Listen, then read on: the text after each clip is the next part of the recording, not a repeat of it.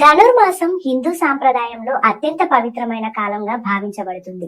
ఈ మాసం ప్రారంభమైతే ఇంటింటా ఆలయాల్లో విశేష భక్తి వాతావరణం నెలకొంటుంది. విష్ణుమూర్తికి ప్రీతికరమైన ఈ మాసంలో వైష్ణవులు కఠిన నియమాలతో ధనుర్మాస వ్రతాన్ని ఆచరిస్తారు. ఆలయాల్లో గోదాదేవి పూజ, తిరుప్పావై పారాయణం ప్రత్యేకంగా నిర్వహిస్తారు. తిరుప్పావైను భూదేవి అవతారమైన ఆండాలే రచించగా ఇందులో వేదసారమంతా నిక్షిప్తమైందని చెబుతారు.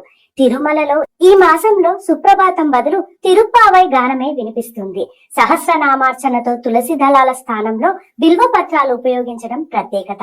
మార్గశిర మాసంలో సూర్యుడు ధనుస్సులోకి ప్రవేశించే సమయమే ధనుర్మాసం. ఈ పవిత్ర కాలంలో గోదాదేవి వ్రతం చేయడం మహాపుణ్యప్రదమని శాస్త్రాలు చెబుతున్నాయి. ఎలా సజీవంగా ఉంచుకున్నామో ఇప్పుడు చూద్దాం. ఈ మాసంలో ఆ భక్తిని మనము పొందడానికి ఇంట్లో కొన్ని చిన్న చిన్న పనులు చేయొచ్చు. సూర్యోదయానికి ముందే అంటే బ్రహ్మ ముహూర్తంలో లేవటం, ఇంటి ముందు అందంగా ముగ్గులు వేసి మధ్యలో ఆవు పేడతో చేసిన గొబ్బెమ్మను పెట్టి పూలతో అలంకరించటం, దీపారాధన చేసి ఆండాల్ రాసిన తిరుప్పావై నుండి కనీసం ఒక పాశురమైన చదువుకుని పొంగలి లాంటిది నైవేద్యంగా పెట్టటం. ఇవన్నీ కేవలం ఆచారాలు కాదు, ఆండాళ్ చూపిన భక్తి మార్గంలో మనం కూడా ఓ అడుగు ముందుకు వేయడానికి ఇవి మనకు సాయపడతాయి. ఇక గుళ్లల్లో, ముఖ్యంగా తిరుమల లాంటి పుణ్యక్షేత్రాలలో అయితే ఈ నెల మొత్తం ఒక పండుగలా ఉంటుంది. ఈ నెల రోజులు వెంకటేశ్వర స్వామి సుప్రభాతానికి బదులుగా ఆండాళ్ రాసిన తిరుప్పావైతోనే స్వామిని నిద్రలేపుతారు. ఇదే ఈ మాసం యొక్క అతిపెద్ద ప్రత్యేకత. అలాగే భగవంతుడికి నిశ్శబ్దంగా అలంకరణ చేసి మూగ తోమాల సేవ లాంటి ప్రత్యేక పూజలు చేస్తారు. ఇది భక్తికి, ప్రశాంతతకు పెద్దపీట వేసే సమయం అన్నమాట. చివరిగా ఈ ఆచారాల వెనుకున్న అసలు అర్థమేంటి? ఈ సమయం మన ఆత్మకు ఎందుకు అంత ముఖ్యమైనదో తెలిపే, మన శక్తిని, మనసుని బయటి ప్రపంచం నుంచి లోపలికి అంటే ఆధ్యాత్మిక సాధన మీదకు మళ్లించడానికి. దీన్ని శూన్యమాసం లేదా ఖాళీ నెల అన్నా కూడా దాని అసలు ఉద్దేశ్యం మనల్ని మనం ఖాళీ చేసుకోవడం కాదు, మనల్ని మనం దైవిక శక్తితో నింపుకోవడానికి, మన అంతరంగాన్ని శుభ్రం చేసుకోవడానికి ఇదొక గొప్ప అవకాశం. ఈ మాసం ఎంత పవిత్రమైందో చెప్పడానికి ఇంతకన్నా గొప్ప సాక్ష్యం ఏముంటుంది? సాక్షాత్తు శ్రీకృష్ణుడే భగవద్గీతలో మాసానా మార్గశీర్షోహం అని చెప్పారు. అంటే నెలలన్నిటిలో నేను మార్గశీర్ష మాసాన్ని అని ఆయన స్వయంగా ప్రకటించారు. సాక్షాత్తు భగవంతుడే తానైన మాసమిది. సరే, ఇప్పుడు ఆండాల్ కథ విందాం. 5000 సంవత్సరాల క్రితం తమిళనాడులోని శ్రీవిల్లిపుత్తూరులో మొదలవుతుంది. అక్కడ విష్ణు చిత్తుడు అనే ఒక గొప్ప భక్తుడు ఉండేవారు. ఆయన పనేంటంటే ప్రతిరోజు ఎంతో ప్రేమగా పూలమాలలు కట్టి అక్కడ గుడిలో ఉన్న వటపత్రశాయి స్వామికి సమర్పించడం. అలా ఒకరోజు తన తోటలోని తులసి మొక్క కింద ఒక పసిపాప దివ్యమైన తేజస్సుతో వెలిగిపోతూ కనిపించింది. విష్ణు చిత్తుడి పెంపకంలో గోదాదేవి పెరిగింది.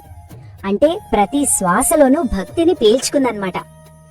ఆయన చెప్పే చిన్న కృష్ణుడి అల్లరి చేష్టలు, ఆ లీలల కథలు వింటూ ఆమె ఊహల్లో ఎప్పుడూ కృష్ణుడే. ఆయన పాటలు పాడుతూ ఆమె మనస్సు పూర్తిగా ఆ నల్లనయ్య మీద లగ్నమైపోయింది. తన ప్రపంచం మొత్తం కృష్ణమయమైపోయింది.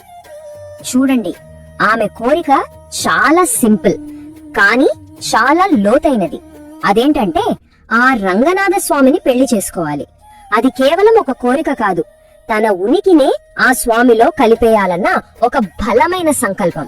మరి ఈ సంకల్పమే ఆమెను ప్రపంచంలో ఏ భక్తురాలు నడవని ఒక ప్రత్యేకమైన ప్రేమ భక్తి మార్గంలో నడిపించింది. సరే, ఆ రంగనాథుడి మీద తనకున్న ఆ అంతులేని ప్రేమను ఆమె ఎలా చూపించింది, ఎలా వ్యక్తపరిచింది? ఈ ప్రశ్న మనల్ని ఆ కథలోనే ఒక చాలా అందమైన ఘట్టం వైపుకు తీసుకెళ్తుంది. ఆమె ప్రేమ ఎంత స్వచ్ఛమైనదో, ఎంత అమాయకమైనదో కదా. ప్రతిరోజు వాళ్ల నాన్నగారు స్వామి కోసం ఎంతో భక్తితో కట్టిన మాలను ఎవరికీ తెలియకుండా ముందు తను వేసుకునేది. అద్దంలో చూసుకుని, ఆహా, నేను నా స్వామికి తగినదానా అని మురిసిపోయేది. ఆ తర్వాత మెల్లగా తీసి మళ్లీ ఆ బుట్టలో పెట్టేసేది. చూడండి, తన అమాయకపు భక్తికి ఇదొక ఎంత అందమైన నిదర్శనమో. అయితే ఒకరోజు విష్ణు చిత్తుడు ఆ మాలలో ఒక పొడవాటి వెంట్రుకను చూశారు. ఏంటిదని గోదాదేవిని అడిగితే అసలు నిజం తెలిసింది. అంతే, ఆయన గుండె పగిలిపోయింది. అయ్యో, భగవంతుడికి పెట్టే మాలను ముందు తను ధరించి అపచారం చేసిందే అని విలవిలలాడిపోయారు. ఆ రోజు దేవుడికి మాల సమర్పించకుండా ఎంతో దుఃఖంతో ఉండిపోయారు. కాని ఆ రాత్రి ఒక అద్భుతం జరిగింది. విష్ణుచిత్తుని కలలో సాక్షాత్తు రంగనాథ స్వామి కనిపించి ప్రేమగా మందలించారు. ఏమయ్యా, ఈ రోజు నాకోసం పూలమాల తీసుకురాలేదేం? నాకు వేరే మాలలేవి వద్దు. నా గోద ధరించి ఇచ్చిన ఆ పరిమళ భరితమైన మాలలే నాకు ఇష్టం అని చెప్పారు. ఆ దైవిక ఆమోదం తర్వాత గోదాదేవి ఆండాళయింది. ఆండాళంటే తన ప్రేమతో సాక్షాత్తు స్వామివారినే పాలించేది అని అర్థం. అంతేకాదు, ఆముక్త మాల్యదగా కూడా ప్రసిద్ధి చెందింది. అంటే తను ధరించిన మాలలను స్వామికి సమర్పించినది అని. ఇది ఆమె స్వచ్ఛమైన భక్తికి భగవంతుడు ఇచ్చిన గొప్ప గౌరవం కదా. భగవంతుడి అనుమతి దొరికింది కదా. ఇక ఆండాళ్ తన ప్రియమైన స్వామిని అధికారికంగా భర్తగా పొందడానికి ధనుర్మాస వ్రతాన్ని మొదలు పెట్టాలని నిర్ణయించుకుంది. ఇది ఆమె భక్తి ప్రయాణంలో మరో ముఖ్యమైన ఘట్టం. ఈ వ్రతం 1-2 రోజులు కాదు, ఏకంగా 30 రోజుల పాటు సాగింది. చలికాలంలో ఆ తెల్లవారుజామున కేవలం భక్తి అనే వెచ్చతనంతో ఆమె తన ప్రేమను, తన ఎదురుచూపును, తన ఆరాటాన్ని స్వామికి నివేదించుకుంది. ఆ 30 రోజులు ఆమె కేవలం ఉపవాసం ఉండటమే కాదు, వ్రతంలో ప్రతి రోజుకి ఒకటి చొప్పున తన మనస్సులోని భక్తిని పాటగా మార్చి మొత్తం 30 మధురమైన గీతాలు రాసింది. ప్రతి పాట ఒక పువ్వులా, ఆ 30 పాటలు కలిసి ఒక వాడని పూలమాలలా తయారయ్యాయి. ఈ 30 పాటల మాలనే తుర్పావై అంటారు. ఇది కేవలం పాటల పుస్తకం కాదు, సాక్షాత్తు వేదాల సారాంశంగా భావించే ఒక గొప్ప ఆధ్యాత్మిక గ్రంథం. ప్రతి పాశురంలో భక్తి, తత్వం, భగవంతుణ్ణి చేరాలని జీవాత్మ ఆరాటం అన్నీ ఉంటాయి. అందుకే ఇది అంత పవిత్రమైనది. ఇక చివరికి ఆండాళ్ అచంచలమైన భక్తి, ఆమె పాడిన ఆ తిరుప్పావై గీతాలు స్వామి హృదయాన్ని కదిలించాయి. శ్రీరంగనాథుడు స్వయంగా వచ్చి ఆమెను పెళ్లి చేసుకున్నారు.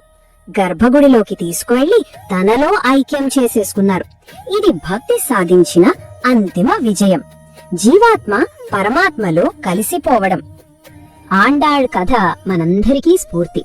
మరి ఇదండి ఆండాల కథ. ఈ వీడియో నచ్చినట్లయితే లైక్ చేయండి, షేర్ చేయండి, సబ్స్క్రైబ్ చేసుకోండి.